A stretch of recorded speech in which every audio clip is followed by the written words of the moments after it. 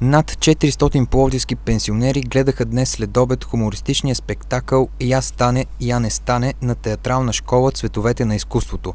Постановката е по класически български творби като «Двубой» и «Службогонци» на Иван Вазов, «Суматоха» на Йордан Радичков и «Падар» на Елин Пелин, а талантливи актьори я изиграха безплатно за хората от третата възраст. Инициативата за културното събитие, което се проведе в залата на военния клуб, е на Съюз за Пловдив.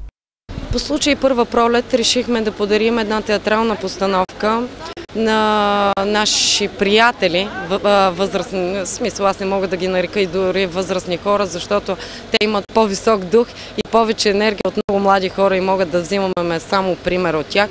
Но идеята е и това, което правим от доста време насам, повече, може би повече от една година, е да върнем хората, да върнем своите деца към театъра и вместо да търсим виновника за нахлулата посредственост в обществото, която всички забелязваме от известно време, е да се обърнем към театъра, да почитаме културата си и да работим за града си в тази сфера.